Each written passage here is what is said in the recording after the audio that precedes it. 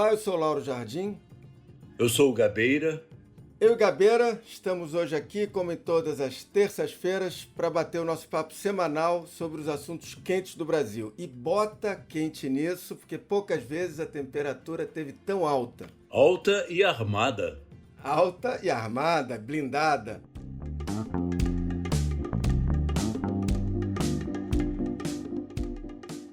O podcast também está estreando uma trilha sonora nova, criada pela Mari Romano, que vocês talvez já tenham reparado, é uma trilha mais nervosa e agitada, com certeza mais adequada ao tempo que estamos vivendo no Brasil, de pandemia e de Bolsonaro.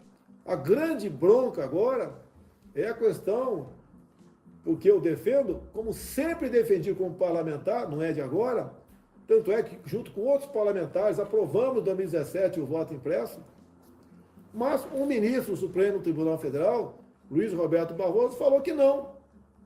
As urnas são confiáveis e ponto final. E todo mundo tem que acreditar nele. E quem questionar essa ideia dele, age contra a democracia. Gabeira, eu vou tentar dar uma resumida aqui nesses últimos acontecimentos para situar nossa conversa de hoje. Tem a tensão entre o presidente Bolsonaro e o Supremo, que já subiu vários degraus nos últimos dias. Já tem 2 pedidos de investigação do Bolsonaro feitos pelo TSE ao Supremo. Um deles já foi aceito, o outro deve ser aceito também. O Bolsonaro, por sua vez, xinga ministros do Supremo com palavrões, que eu não vou repetir aqui, porque nosso ouvinte já sabe quais são.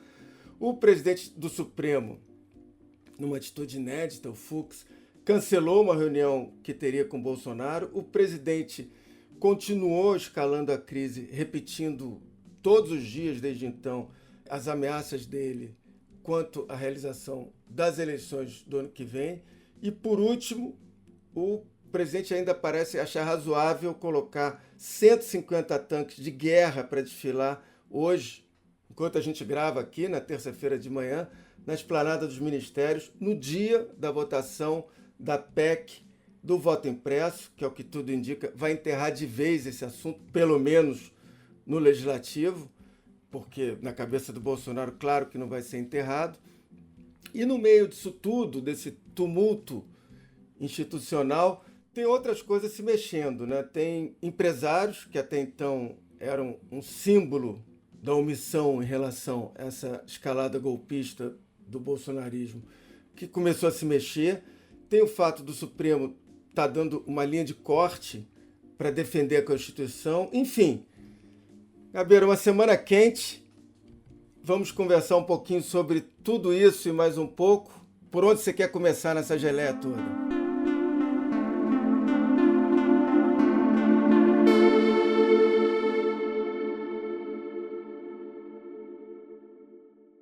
Olha, eu acho que eu começo pelo mais importante. Não porque seja historicamente o mais importante, mas o mais impactante na consciência nacional, que é esse desfile de tanques, 150 tanques, precisamente no dia em que nós estamos avaliando a votação do voto impresso. 46 veículos militares, entre tanques, blindados, caminhões e jipes, saíram do grupamento de fuzileiros navais em direção à esplanada dos ministérios. O comboio percorreu 4,5 km e passou em frente à Praça dos Três Poderes às 8h30 da manhã. O presidente Jair Bolsonaro acompanhou o desfile na rampa do Palácio do Planalto. Ao lado de Bolsonaro estavam os comandantes das 3 forças. A minha experiência de tanques na rua, sobretudo tanques em Brasília, remonta às eleições diretas. Eu me lembro que era repórter, fui cobrir as eleições, a votação das eleições diretas, e o general Newton Cruz, que era o comandante da região na época, colocou os tanques na rua. O general Newton Cruz era muito temperamental, era uma pessoa com um temperamento muito forte e tal. Embora a votação das diretas tenha sido derrotada naquele instante, nós tínhamos tanta confiança na democracia, pelo menos esse era o meu caso, que eu não senti nenhum perigo no ar. apesar da encenação do general Newton Cruz. Eu entendi aquela encenação como um ato de fraqueza, uma despedida do poder, porque, embora as diretas tivessem sido derrotadas naquele instante, elas foram vitoriosas depois. Além disso, nós já estamos anistiados, já tinha havido anistia. O processo democrático caminhava de uma forma que parecia e era realmente irreversível. Não, e era claramente, a gente estava vivendo um momento dos estertores da ditadura, né? Exatamente. Então, agora, nós estamos vivendo uma situação bem diferente, né? Uma situação onde a democracia parecia já está mais consolidada. A ameaça vem a partir de um presidente eleito democraticamente que decide influenciar o Exército, a Marinha, a Aeronáutica e colocar as Forças Armadas como uma espécie de elemento auxiliar na sua política. O Bolsonaro tentou, com os ministros anteriores, a mesma demonstração de força. E eles não conseguiram. Os ministros foram demitidos, talvez por causa disso, porque não quiseram dar ao Bolsonaro esse tipo de cumplicidade, esse tipo de demonstração de força no momento em que ele precisava para realizar a sua política. Os chefes das Forças Armadas decidiram colocar os cargos à disposição em solidariedade ao ex-ministro da Defesa, Fernando Azevedo e Silva. Mas o presidente Jair Bolsonaro se antecipou ao movimento e determinou as trocas nos comandos do Exército, da Marinha e da Aeronáutica. Agora, parece que os novos comandantes, tanto da Marinha, quanto da Aeronáutica, quanto do Exército, concordam em ser uma espécie de força auxiliar do governo Bolsonaro. Quer dizer, eles se afastam um pouco, ou se afastam até decisivamente da função de Estado e passam a ser uma força a serviço do governo. É algo muito grave na história republicana, mas, ainda assim, não é declarado. Eles estão argumentando, nesse momento, que o desfile, que é, na verdade, uma demonstração de força, é um desfile para levar um convite ao presidente da República. Você usa 150 tanques para levar um convite que você poderia mandar por e-mail, não é? Ou por carta. O presidente da República, ali do lado do ministro da Defesa, que articulou esse encontro junto com os comandantes do Exército, Marinha e Aeronáutica, e agora esse oficial, que está com capacete, colete, uniforme de combate, entrega para o presidente o convite para ele participar da Operação Formosa, que acontecerá na semana que vem em Formosa, aqui em Goiás. Desde 1988, todos os anos tem esse deslocamento, que a mim me parece absolutamente sem sentido, absurdo, sair do Rio de Janeiro e esses tanques todos, esses blindados todos, atravessarem meio Brasil para fazer qualquer tipo de operação tática que seja no Centro-Oeste, onde não tem mar, aliás. Poderia ser feito qualquer tipo de operação tática mais perto do Rio de Janeiro ou no Rio de Janeiro, onde ficam esses blindados. Mas, enfim... Esse problema é um problema que também deve ser examinado, mas eu acho que deveria ser examinado num contexto em que o parlamento é muito omisso. É num debate sobre defesa nacional, o plano de defesa nacional. Se você tiver uma visão de qual é o plano de defesa nacional, você também pode, de uma certa maneira, discutir a racionalidade do exercício e examinar se ele é realmente ou não lógico dentro do projeto de defesa nacional. Para isso, você precisa saber quem são os potenciais inimigos, qual é o projeto de defesa, porque deslocar-se para Goiás, por exemplo, é deslocar-se para o interior do país, né? Dificilmente, não sei, você seria invadido a partir do interior do país, né? É uma coisa que teríamos que examinar. Esse exercício precisa ser examinado na sua racionalidade. E a sua racionalidade maior é um projeto de defesa nacional. Mas o que está acontecendo agora não é exatamente isso. Vamos abstrair o exercício, não é? Pensar pura e simplesmente num desfile de tanques em Brasília, no centro de Brasília, na esplanada dos ministérios, para entregar um convite ao presidente. Quer dizer, é realmente algo que, ao presidente e ao ministro da Defesa, também vai receber um convite de um deslocamento que ele devia ser o primeiro a saber que vai existir. Ele era o primeiro convidado por si próprio, não é? Então, eu acho que realmente não tem sentido a não ser essa demonstração de força pedida pelo Bolsonaro e que os ministros concordam. Nós já assistimos na entrevista do ministro da Aeronáutica falando, dando apoio um pouco à ideia do voto impresso. Nós vimos também o ministro da Marinha apoiando uma declaração da Regina Duarte em torno do voto impresso. Eu tenho a impressão que o Bolsonaro conquistou grande parte dos ministros para a ideia do voto impresso e que ele está com as Forças Armadas fechadas na ideia do voto impresso. Isso eu acho muito perigoso, porque o voto impresso não vai sair. Nós sabemos que hoje ele vai ser derrotado no Congresso. Então, fica uma espada na cabeça das pessoas que vão participar das eleições do ano que vem, porque pode ser que eles digam, então não há eleições. Ou então, caso o Bolsonaro perca, as eleições não são válidas, não seriam válidas, porque não houve voto impresso. Então, eu acho que é um projeto que as Forças Armadas, através dos comandantes, começam a adotar. Outro dia eu recebi uma carta de um general muito simpático e muito democrático, até falando. De vez em quando eu apanho de uns generais, mas há outros com quem eu tenho até um relacionamento de cordialidade, né? E ele, muito simpático, democrático, mas ele dizia, mas esse voto impresso tem que surgir.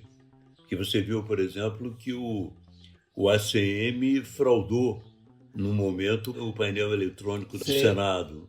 Então, parece que essa tese está sendo ganha está sendo forte nas Forças Armadas por duas razões. A primeira, porque eles acham mesmo que não conhecem o sistema e acham que realmente o sistema pode ser fraudado. A segunda hipótese é a seguinte, olha, vamos ficar com esse argumento porque pode ser que ganhe um candidato que a gente não queira. E se ganhar um candidato que a gente não queira, a gente tem um grande argumento para contestá-lo.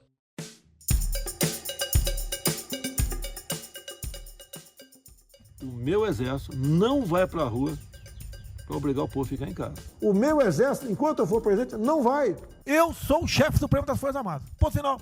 Eu deixei o exército em 1988, mas o exército não me deixou.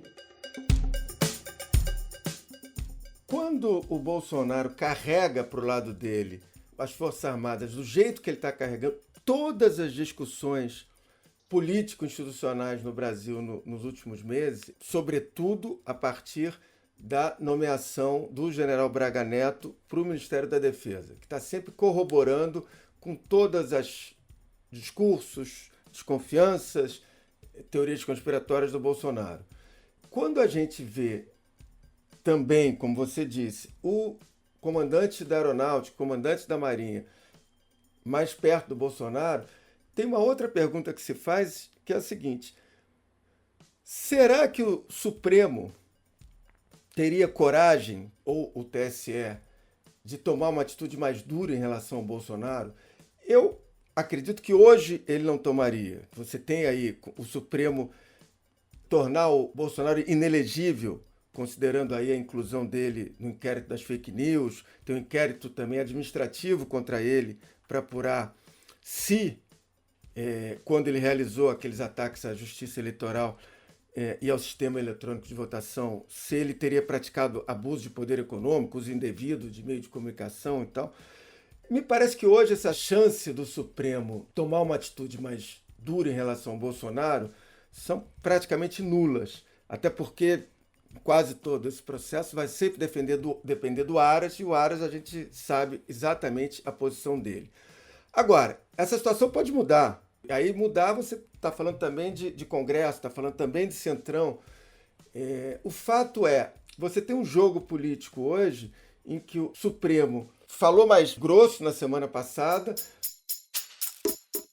Contudo, como tem noticiado a imprensa brasileira nos últimos dias, o presidente da República tem reiterado ofensas e ataques de inverdades a integrantes desta corte, em especial os ministros Luiz Roberto Barroso e Alexandre de Moraes, sendo certo que quando se atinge um dos integrantes, se atinge a corte por inteiro.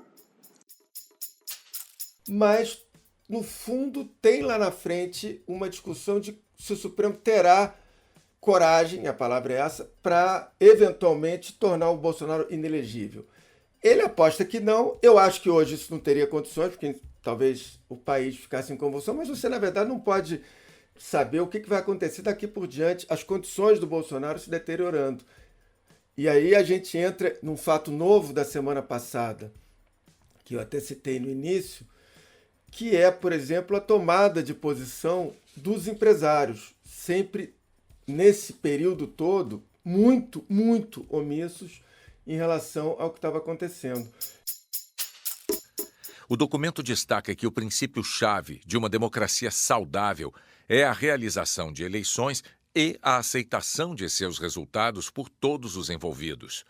O manifesto lembra que a justiça eleitoral brasileira é uma das mais modernas e respeitadas do mundo, que todos confiam na justiça eleitoral e no atual sistema de votação eletrônico. O manifesto que grandes empresários, porque o manifesto foi assinado por empresários, intelectuais, diplomatas e tal, mas primeiro quem organizou o manifesto foram empresários. Segundo, que foram grandes empresários. Tinham ali banqueiros do tamanho dos Moreira Salles e do Setúbal, donos do maior banco privado brasileiro, do Itaú. Você tinha presidentes de bancos como o Credit Suisse, que é o José Olímpio Pereira, todos eles dando entrevista.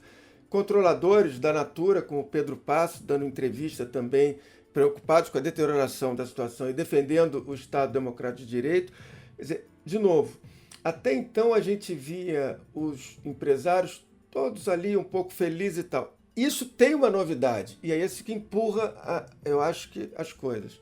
E a partir desse manifesto, eu acho que tem uma mudança de patamar grande, porque pela primeira vez a elite empresarial ela se manifesta, e a gente sabe como os empresários são ciosos nesse tipo de manifestação, tem medo de represálias do governo, e o governo é capaz sim de fazer represálias, sobretudo bancos, e nesse manifesto tinham vários banqueiros. Esse pessoal de peso, eu acho que eles se agregam ao entrar nesse debate, digamos, uma frente ampla aí que pode estar se formando em defesa da democracia e para tentar barrar esses arroubos golpistas do Bolsonaro. Eu concordo contigo plenamente. Eu acho que essa entrada dos empresários significa um fato novo e importante. Aliás, se você examinar do ponto de vista mais profundo, ele é tão importante ou mais do que o desfile de tanques na esplanada. Ele é um fato decisivo, porque o Bolsonaro tinha o apoio desses empresários. Acho também que, além dos empresários, vai ser necessário que a sociedade se manifeste amplamente contra a ideia de um golpe de Estado. Não é? É importante que fique muito claro isso. É importante, inclusive, que se estabeleçam vínculos internacionais e que esses contatos internacionais façam ver ao governo também que um golpe é indesejável, não tem sentido na democracia brasileira. E concordo contigo também que seria muito difícil o Supremo admitir a hipótese de transformar o Bolsonaro em inelegível. Você vê, por exemplo, a situação do Supremo. Ele já é acusado de ter transformado o Lula num candidato elegível. Por 8 votos a 3, o Supremo Tribunal Federal manteve a decisão do ministro Edson Fachin de anular as condenações do ex-presidente Lula pela Justiça Federal no Paraná. Com esse resultado, Lula recuperou o direito de se candidatar. Se ele transforma o Lula num candidato elegível e o Bolsonaro num candidato inelegível, pode dar um argumento muito grande para esse tipo de reação. Se você examinar na rede, o Bolsonaro tem conseguido radicalizar os seus aliados. O próprio Roberto Jefferson tem feito intervenções muito grandes, dizendo que os tambores estão rufando. Barroso pode até zangar, bater o pezinho, né, Barroso? Mas se não tiver voto impresso e contagem pública, não terá eleição ano que vem. Ouça o rufar dos tambores. Então, eles estão usando esse apoio dos militares como um elemento de persuasão, um elemento de convencimento. É claro que, talvez como nós, eles saibam perfeitamente que o Congresso vai derrubar o voto impresso. Mas eles querem ficar com essa luta cada vez mais sólida na cabeça dos que o apoiam, e mais ainda, dos que apoiam o Bolsonaro, e mais ainda, transmitindo a sensação àquelas pessoas que apoiam que as Forças Armadas estão ao lado delas e que em qualquer eventualidade as Forças Armadas vão fazer com que as eleições sejam, de uma certa maneira, proibidas ou impedidas caso não haja o voto impresso. Então, o primeiro momento que vai ter que ser utilizado depois dessa decisão do Congresso é obter das Forças Armadas uma declaração de respeito à decisão do Congresso. Isso eu acho que é algo que não é pedir muito, porque constitucionalmente compete ao Congresso decidir se essa proposta de emenda constitucional é aprovada ou não.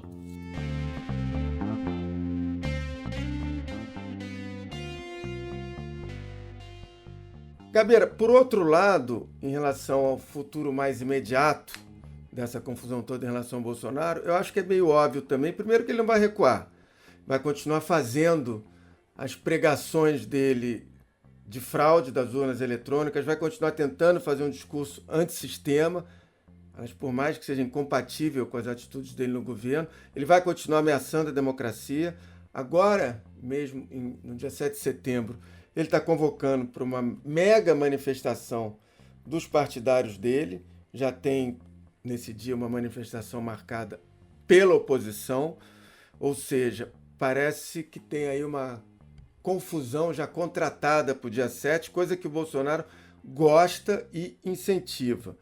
E aí tem uma pergunta que a gente tem que mais na frente responder nisso tudo, que é o seguinte: se a gente está preparado para o dia que ele der o golpe, e quando será esse golpe? A gente fica naquela posição, a gente, que eu digo, as pessoas que estão defendendo aí as instituições, o Estado de Direito, esperando quando ele vai atacar, porque aí é só uma questão de tempo. Por outro lado, e só para terminar a minha intervenção, Gabeira, eu acho que esse desgaste todo também que o Bolsonaro está sofrendo e essa tomada de posição dos empresários pode ter tido o efeito de, a partir do próprio Bolsonaro, ter sido ressuscitada, pelo menos potencialmente, a possibilidade de uma terceira via. Ou seja, temos um segundo turno no ano que vem entre o Lula, que me parece claro que está no segundo turno, com algum outro candidato que não seja o Bolsonaro.